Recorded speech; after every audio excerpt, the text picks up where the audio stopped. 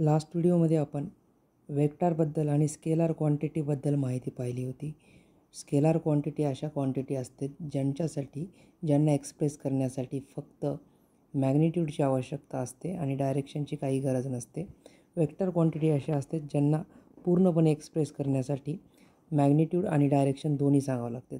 तर अशा physical quantity असतात त्यांना एक्सप्रेस करण्यासाठी मॅग्निट्यूड आणि डायरेक्शन दोन्हीची आवश्यकता असते. आता बघू तर एक वेक्टर रिप्रेझेंट कसे करतात.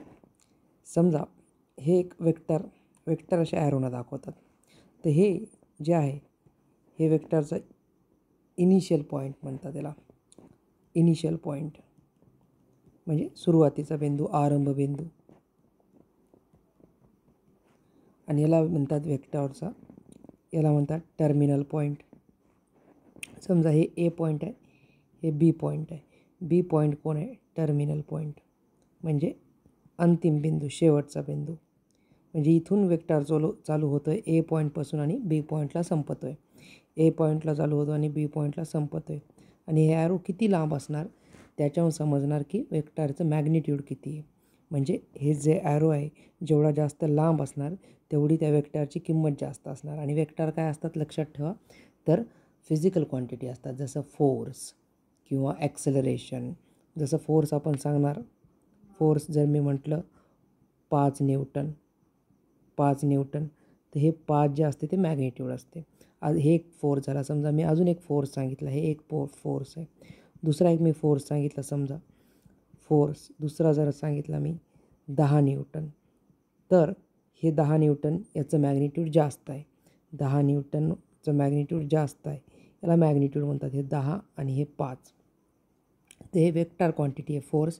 त्याला रिप्रेझेंट करायला असे ॲरो मारावं लागतात आपल्याला. अजून आपण पुढे पाहणार आहोत. तर तुम्ही फक्त हे लक्षात ठेवा की हे जे वेक्टर आहे याच्यामध्ये जी लांबी आहे वेक्टरची, जेवढा जास्त लांब ॲरो असणार तेवढा त्याचा जास्त काय असणार, मॅग्निट्यूड असणार वेक्टरचा. आणि याला इनिशियल पॉईंट म्हणतात आणि याला फायनल पॉईंट म्हणतात किंवा टर्मिनल पॉईंट म्हणतात. आता वेक्टर मी वेगवेगळ्या प्रकारे काढू शकतो. समजा हे आता याला या वेक्टरला लिहिताना कसं लिहितात, ए बी वेक्टर असं. हे डोक्यावर ॲरो दाखवतात. डोक्यावर ज्यांच्या ॲरो असते त्या फिजिकल क्वांटिटीला वेक्टर म्हणतात. जसं आता मी जर फोर्स सांगितलं, एक फोर्स आहे, इथं मी म्हटलं एक फोर्स आहे F1. ते फोर्स आहे म्हणून दाखवताना आपल्याला त्याच्या डोक्यावर असा ॲरो द्यावा लागते. आणि त्याच्यानंतर मी सांगणार 10 न्यूटन. तर हे 10 त्याचं काय झालं, मॅग्निट्यूड. आणि वेक्टर आहे तर त्याची काहीतरी डायरेक्शन असणार, एक्स आणि वाय ॲक्सिसमध्ये काहीतरी डायरेक्शन असणार, जे की आपण पुढे पाहणार आहोत. समजा अजून एक वेक्टर काढू. हे एक वेक्टर आहे. समजा हे, याचं नाव काय देऊ, याचं काहीतरी नाव ठेवतो आपण CD. हे वेक्टर CD आहे. याला कसं रिप्रेझेंट करणार आपण, CD काढणार आणि त्याच्या डोक्यावर काय मारणार, बाण. आणि ही जी आहे ही लांबी एवढी, ही त्याची मॅग्निट्यूड आहे. जेवढं जास्त लांब तेवढी मॅग्निट्यूड जास्त असणार आहे. पुढे बघू. तुम्ही एवढं लक्षात ठेवा सध्या. पुढे बघा. आता मी एक्स आणि वाय ॲक्सिस काढतो.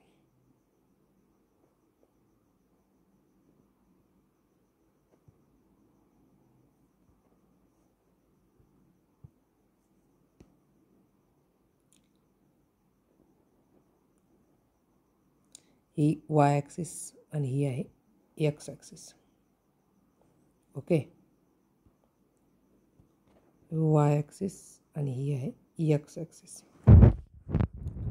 आता ह्याच्यावर वेक्टर रिप्रेझेंट कसं करतात आपल्या ॲरोवाला. समजा मी इथून हे जे आहे याला ओरिजिन बिंदू म्हणतात, आरंभ बिंदू. इथं वायची पण किंमत 0 असते आणि एक्सची पण किंमत 0 असते. आणि इकडं वर वायच्या किमती पॉझिटिव्हमध्ये वाढत जाणार, जसं 1 2 3 4. आणि तुम्हाला माहीत आहे खाली वायच्या किंमत निगेटिव्हमध्ये असतात, जसं -1 -2 -3 -4. इकडं वायच्या किंमत, इकडे एक्सची किंमत पॉझिटिव्हमध्ये असणार, 1 2 3 4 5. आणि डाव्या साईडला एक्सची किंमत कशी असणार, निगेटिव्हमध्ये असणार, -1 -2 -3 -4. आता याला काय म्हणतात की याला कोऑर्डिनेट सिस्टीम म्हणतात. एक्स आणि वाय ॲक्सिस, दोन ॲक्सिसची. हे जे उभं आहे उभं ते वाय ॲक्सिस आणि आडवं जे आहे ते एक्स ॲक्सिस. आता याच्यामध्ये आपल्याला वेक्टर दाखवायचा, समजा फोर्स दाखवायचा आहे. फोर्स मला शो करायचा आहे. एक फोर्स दाखवायचा मला F1 = 10 न्यूटन. आता हे वेक्टर असल्यामुळं याचं तर हे 10 न्यूटन फक्त काय झालं, मॅग्निट्यूड झालं या फोर्सचं. डायरेक्शन काहीतरी असेल जी की एक्स ॲक्सिस किंवा वाय एक्स ॲक्सिसकडे असू शकते किंवा वाय ॲक्सिसकडे किंवा असू शकते किंवा एक्स आणि वाय ॲक्सिसच्या मध्ये असू शकते. म्हणजे हे सगळ्या ज्या डायरेक्शन आहेत या एक्स आणि वाय ॲक्सिसच्या मध्येच असणार आहेत. बघा आता जसं मी ओरिजिनपासून काढलं आहे वेक्टर, तर हे झाला वेक्टर समजा फोर्सचा. याचं आपण मॅग्निट्यूड किती पकडलं होतं, 10. तर मी याला असं दाखवतो, हे वेक्टर आहे, याचं नाव आहे एफ, फोर्सचा असल्यामुळे, आणि मॅग्निट्यूड किती आहे समजा 10, म्हणजे 10 आहे. आणि याची डायरेक्शन काय असणार आहे, ही समजा हा अँगल आहे, हा अँगल आहे समजा 30 डिग्री. त्याची डायरेक्शन काय असणार आहे, एक्स ॲक्सिसपासून 30 डिग्री अँगलवर हा वेक्टर आहे. हे झालं याचं रिप्रेझेंटेशन.